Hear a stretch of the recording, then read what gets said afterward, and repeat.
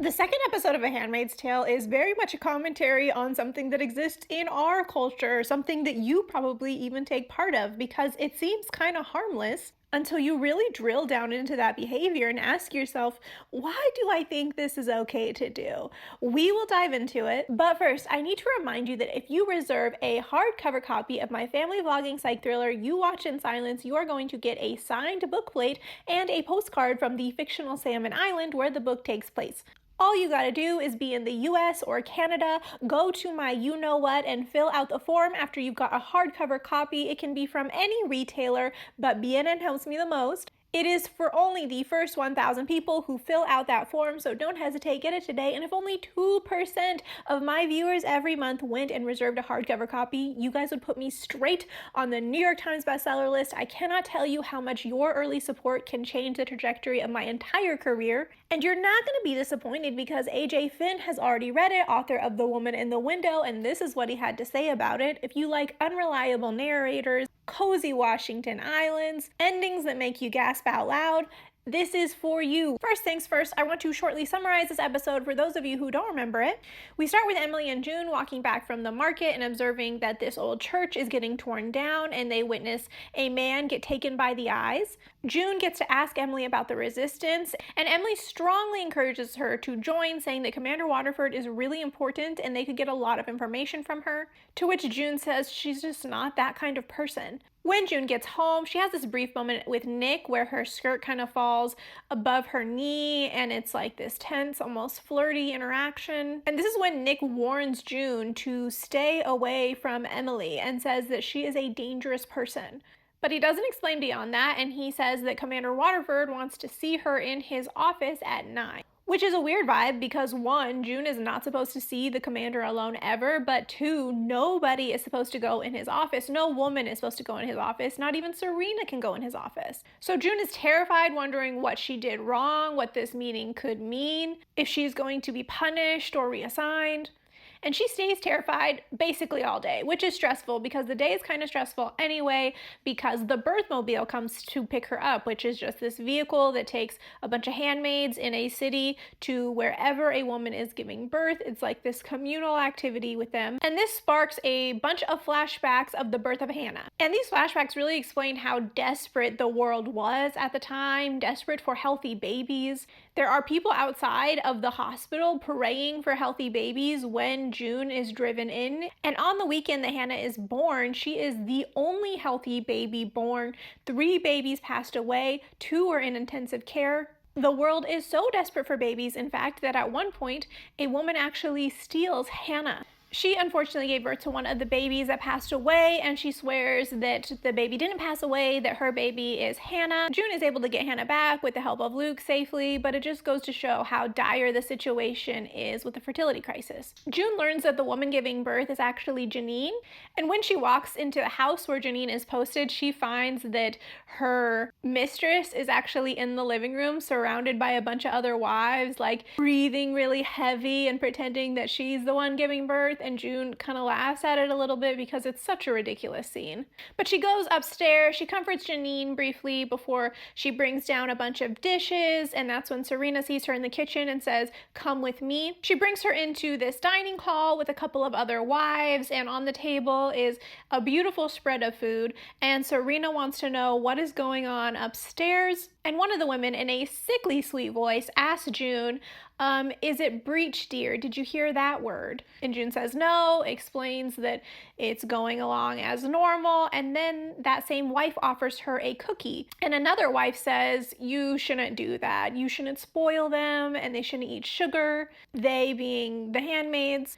But the woman says, oh, it's just one cookie, and Serena offers her one, and she takes it, and she takes a bite, and the woman is like, oh my gosh, how well behaved she is, you are so polite. June then turns around and rushes to the bathroom where she spits the cookie out. When it's time for Janine to give birth, Mrs. Putnam actually comes upstairs into the room, and she positions herself behind Janine like she does in the ceremony. Except she's breathing all heavy and pretending that she's the one delivering. And when the baby is out, she goes to the bed where Janine was giving birth, and she holds the baby herself. And in that scene, you can see the very real pain in Janine's eyes. That pain becomes more apparent later when Janine has to breastfeed. She's really resistant to it, and she really doesn't look at Charlotte very much, but of course she eventually has to, and she feels that intense connection because it reminds her of breastfeeding her son. And that is actually when she decides to name her Charlotte. On the way back to her house, June is able to talk to Emily more, and she tells her that Nick said that she's dangerous and that June should stay away. And you could tell this kind of startles Emily, but then she brushes it off really quickly, and she's like, well, it's true. Trusting anyone is dangerous. That night, June goes to Waterford's office, and she doesn't make eye contact with him because she's not supposed to, but he insists that she can. And he invites her to play a game of Scrabble, of course, knowing that it's illegal for women to read. And when they're done, he suggests that they should do it again after he comes back from a trip, and he calls it a date. And June seems genuinely happy about this afterward, like she feels alive for the first time. And the next day, she's excited to tell Emily that maybe she can get information from the commander. But when she goes outside to go to the market, Emily is not there. Instead, there is another woman calling herself Of Glen. And when June asks, did Off Glen get reposted, she says, I am Off Glen. But to take us back to the beginning, I find it very interesting when June says that she's not that kind of person. She's not the kind of person who joins the resistance, because she's really not. She has, in every aspect of her life, fought being that kind of person. Even though her mother was a staunch activist, she did not want that kind of life. In fact, she rejected that kind of life outright.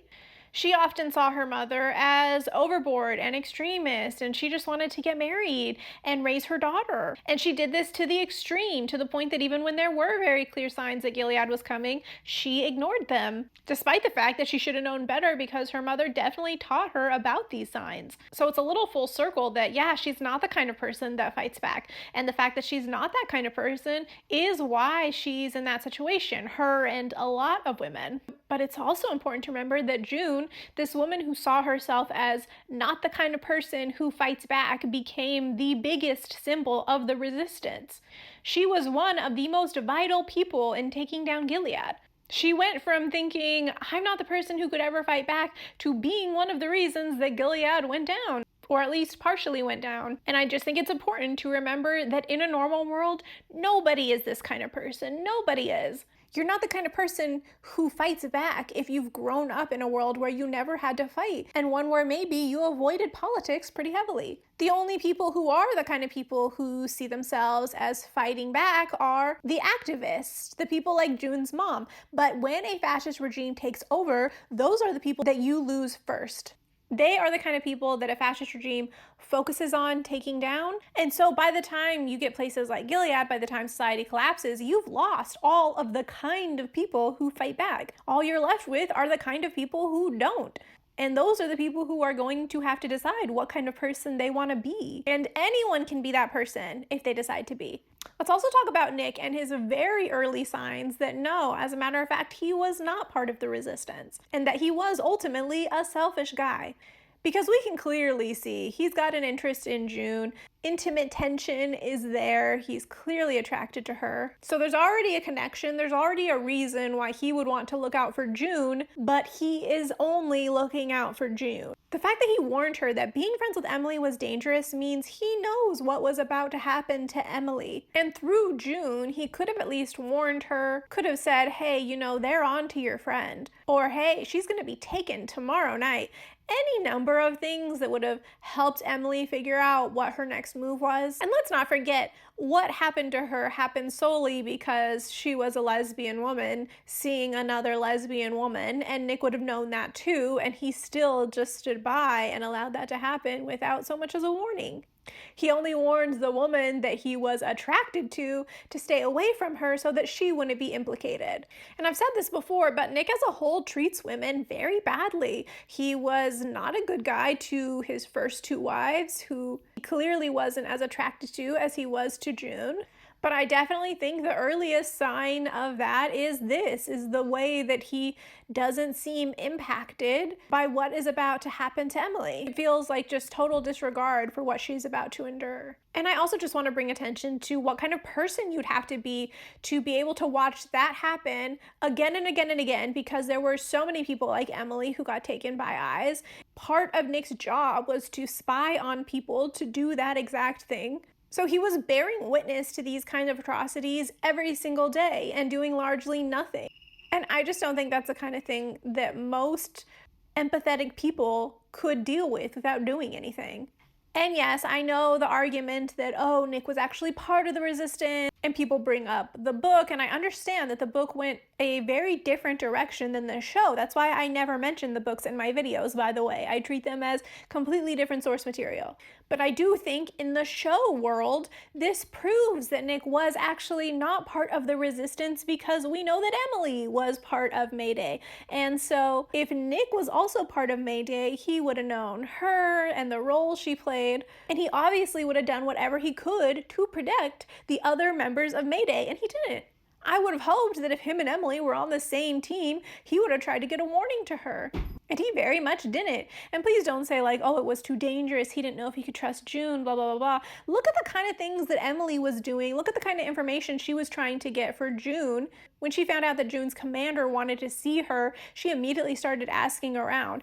At another commander's house, like, she was willing to do risky things to protect people in her community. Nick was not. But let's talk about those flashback scenes, because they really highlight something that is essential to the rise of fascism. It is always essential to the rise of fascism, and that is desperation. Something that June asks herself later on is like, how did we let this happen? How could we let Gilead happen? But it's very obvious how it happened and what the catalyst was, and it was a desperate population, and that is generally always the catalyst to a fascist regime taking over. The fertility crisis made people desperate on two levels. One, it was an existential threat in every way. A threat against humanity. Because while we like to think of ourselves as evolved beyond our primal animalistic instinct, the truth is we are still animals, and we want our species to continue on.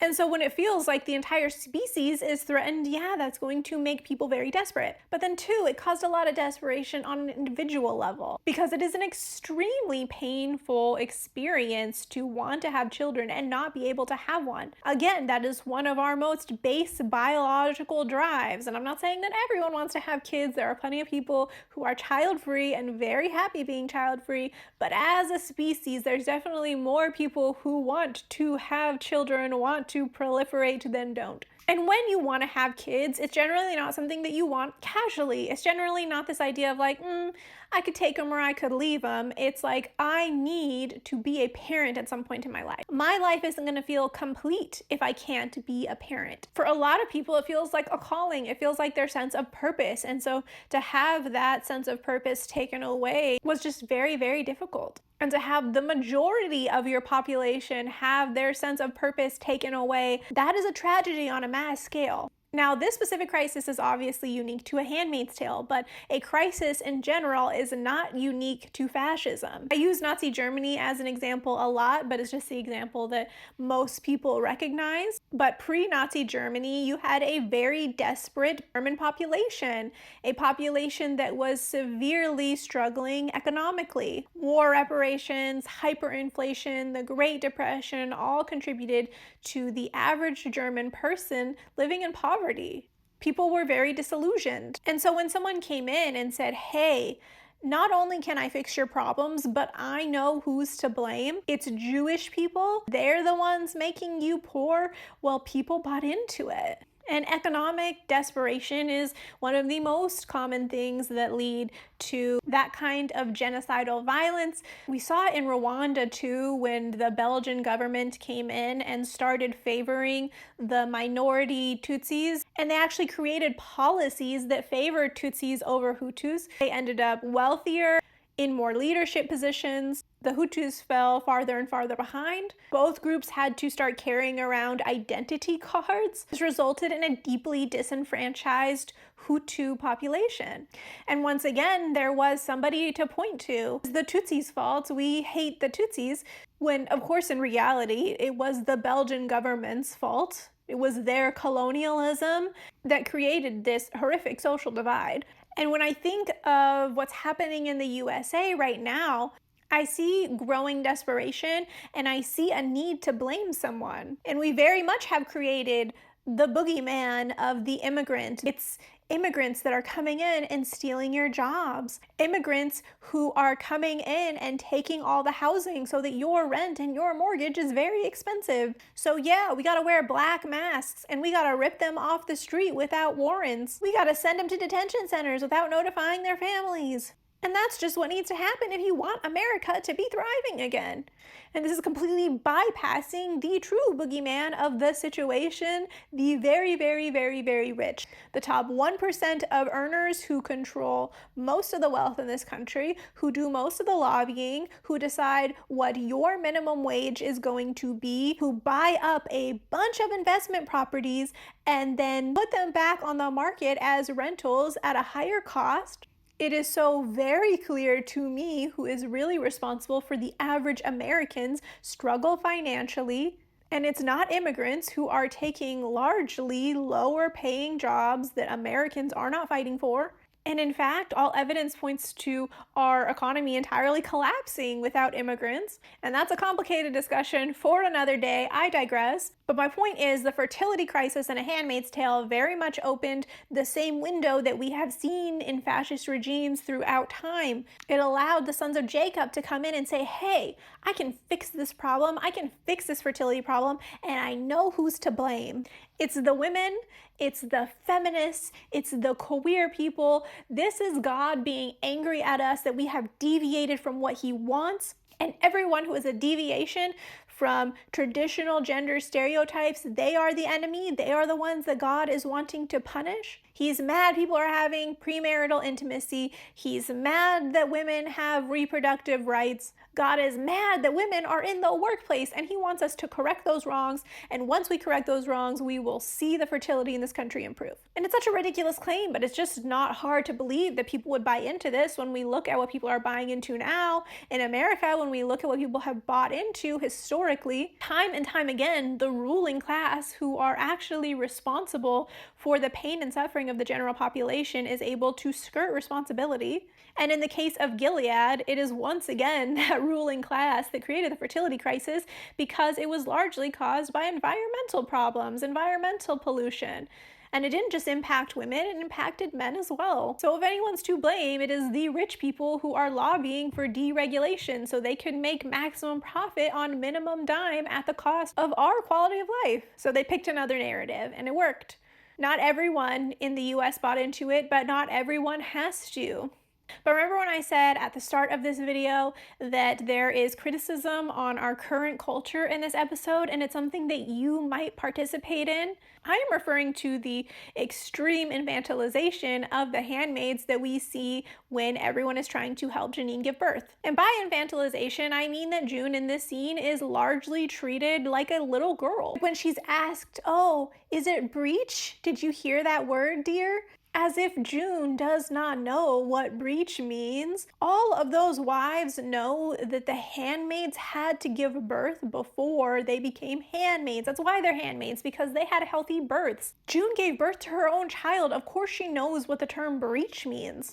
And she uses that sickly sweet tone that we tend to use with toddlers. And they continue to infantilize her by offering her that cookie, but also saying, no, don't spoil her. Like, again, you would hear a parent say at a birthday party, only one slice of cake, you shouldn't have too much sugar. It really highlights how little autonomy June had. She can't even decide to have a cookie. Think about the last time you could not decide what you ate. When's the last time you couldn't decide to have a cookie yourself or have a snack? It probably was elementary school. It was elementary school for me. And when she takes a bite of that cookie and the wife says, oh, You're so well behaved, you're so good. It's like she's talking about a dog. And I do think it's that commentary, that sentence, that makes June go to the bathroom and spit out that cookie, because she's like, no, there is no cookie that tastes good enough for me to tolerate this behavior, for me to co-sign this behavior by accepting a cookie from these women. But I think that this extreme infantilization very much comes from our culture, where we do infantilize pregnant women. It's like just the act of pregnancy causes you to lose some of your autonomy, even though by being pregnant, you are declaring that you are a grown woman. You are deciding to bring life into this world. You are going to be somebody's parent, and yet we infantilize that. First of all, it's literally and legally true that women lose their autonomy when they're pregnant now in America, because now in many states you cannot choose what happens to your own body. So just the act of being pregnant means that you no longer have the full medical control that you did before being pregnant. But it's also a cultural truth that you lose your autonomy, and you see it in the way that pregnant women are treated, because we treat them like we would never treat a grown woman. Like, have you ever seen someone just walk up to a pregnant woman and reach and touch their belly? Just reach and touch their belly. Total strangers sometimes. Strangers in the grocery store will just walk up to you and touch your stomach. Can you imagine walking up and touching some random woman's stomach in the grocery store? Do you know how many people have just walked up to me in public and touched my stomach? Because zero. This has never happened to me. And we also tend to talk down to pregnant women and start giving them all this unsolicited advice. There's also something that as a grown adult woman, I really don't experience. I don't generally experience somebody coming up to me and offering me unsolicited advice, with the exception of maybe like witnessing me really struggling with something. Or also, I will say, I have been mansplained to a couple of times. It does happen, but it definitely happens much more to pregnant women. Women are having babies, but it's like they literally become the baby. People even kind of talk to you in that like babyish tone, like, ooh, aw, when are you due? How far along are you? They feel entitled to comment on the state of your body, like, oh my gosh, you're only 7 months? Are you having twins? You look like you're about to pop. Imagine walking up to a normal woman and telling her that she looks like she's about to pop. Or God forbid a pregnant woman get herself a decaf coffee without somebody coming over to her and explaining how coffee is just so bad for the baby. You really shouldn't do that. And it's really that piece of our culture that is being amplified in this episode of A Handmaid's Tale. Yes, it is taken to the most extreme. Handmaids are infantilized to the most extreme degree, but it's commentary on the way that we already infantilize pregnant women. And again, I do think that this is something that a lot of people partake in without really thinking about it, without really acknowledging how not okay it is to talk to pregnant women this way. So it's okay to reflect and say, hey, I need to treat pregnant women like they are grown women with all the autonomy they had before they got pregnant. But I do think this extreme infantilization is why Janine acts the way she does, why she leans into this as a survival tactic. And it really is a very good survival tactic, because that is the way the world wants to view her, as a little girl. And so if she acts like that vulnerable little girl, it is only going to get her farther to play into what they want. But by far the most painful part of this episode was watching Janine give birth, because it would be horrific to have to do the ceremony with the wife behind you holding you down. A true nightmare I cannot imagine. But I think an even worse nightmare is to give birth to that woman's child, the woman who held you down in the ceremony, and to have her once again right behind you acting like this is her experience and her child. The woman who's about to steal my baby is behind me as I am doing the most difficult thing I will probably do in my entire life, and I have to hear her moaning like she's the one in pain. Are you kidding me? And then her taking my baby and plopping down in my birthing bed and holding her as if she did this. It would take everything in me to not harm that woman in front of everyone. And you can very much see that pain and that anguish in Janine's eyes during that scene. Although I will say the second most horrible thing to come out of this episode is definitely realizing that we lose Emily. It's particularly hard when you know it's going to happen to witness that scene where June tells Emily that Nick said she's dangerous, and you genuinely see the fear for like a second, for a blip, but then she brushes it off so quickly, and it's clearly because she has to brush it off. because the idea that she may really be seen as dangerous in Gilead, that they're really onto her, is so unimaginable. She just has to say, okay, well, maybe it's just because it's dangerous to trust anyone. By saying that, she's largely just comforting herself, because she's not able to even accept the possibility that they might be coming for her. Meanwhile, June has that same fear throughout the episode. She has a very different reaction. She cannot push it out of her head. She cannot stop thinking about what her commander wants. If she's about to be punished, what's going to happen to her? And I want to highlight that, because the one thing I hate to see are comments that excuse Fred. And I have seen them. I see a lot of people who will say, well, you know, Serena was the mastermind. Fred didn't even want this. She pushed Fred into Gilead. And I won't deny that pre-Gilead, I think that Serena was stronger than Fred. I do think she masterminded a lot of Gilead. I do think that pre-Gilead, he liked that his wife had more power. He wasn't seeking power. He definitely doesn't seek power as much as Serena. That's true. But make no mistake, once power falls into his lap, once it's just given to him by Gilead, he does some of the worst stuff with it. He becomes a weak, insecure little man who knows he doesn't deserve power, and so he starts terrorizing everybody because of it. And the worst part is he terrorizes people to feel powerful while under the guise of being a nice guy. He loves to feel nice. He loves to feel wanted while secretly yielding all this power. And this scene proves that. The whole time he's with June, he's kind to her. He offers to play this game with her.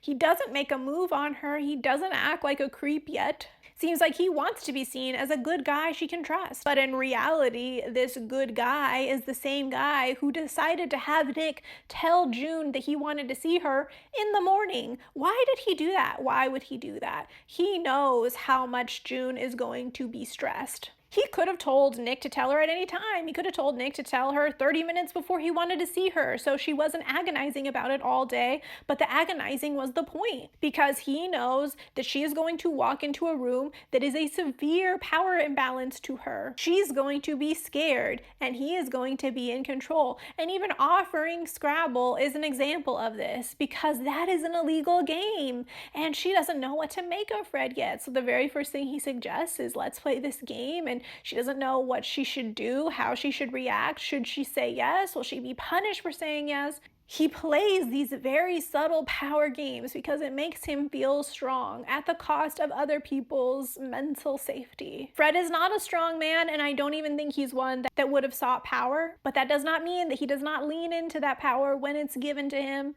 It doesn't mean he doesn't try to exert power over every woman in his life now, because he absolutely does. And he loves that he has June on the edge of her seat, while he gets to appear kind, even though he's very much not. But we'll dive more into Fred as this season goes on and we get more and more of him.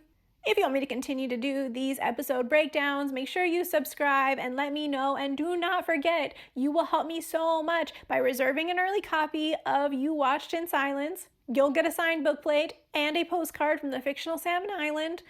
But don't forget to fill out the form. You need to fill that out to get your early reserve copy reward.